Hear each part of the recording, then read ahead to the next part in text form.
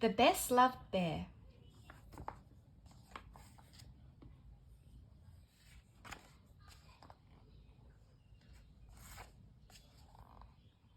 It was almost holiday time.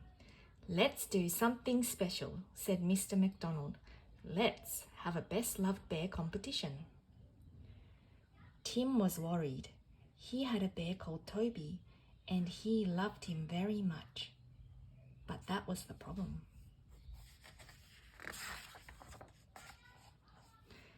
Tim loved Toby so much that he'd hugged off almost all his fur.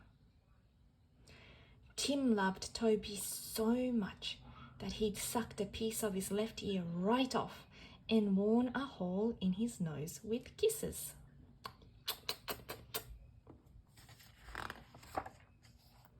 He tried to mend Toby's left ear with a bandage. He put a sticking plaster on Toby's nose.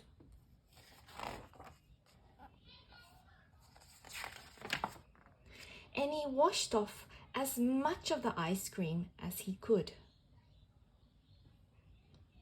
The next day, Tim carried Toby to school in a brown paper bag so that no one could see how tatty he looked. "Put your bears on the table," said Mr. McDonald. "Mrs. Hall is going to be the judge. Hurry up, Tim. Where's your bear?" Tim took Toby out of the bag. Mrs. Hall, the principal, looked at number 1.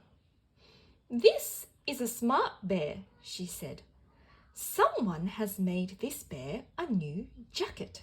He must be loved." Then she looked at number 2. "And this bear has a soft, well-brushed coat. Someone must love this bear too."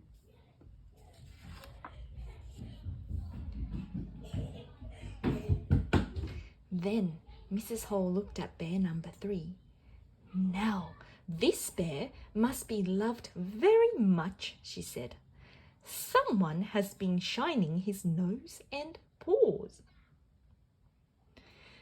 Mrs. Hall spent a long time looking at the bears. "This is a hard competition to judge," she said.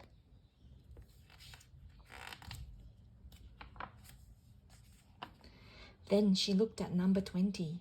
"My word," she said. "Number 20 is an interesting bear."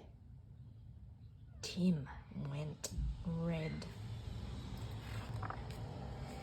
"Look at his left ear," said Mrs. Hall. "Someone has tried to mend it with a bandage, and his nose has a sticking plaster on it. Perhaps it was worn out with kisses.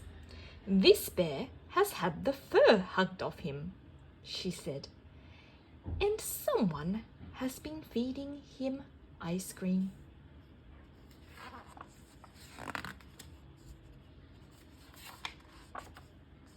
"This bear has been loved to bits," said Mrs. Hall with a big smile.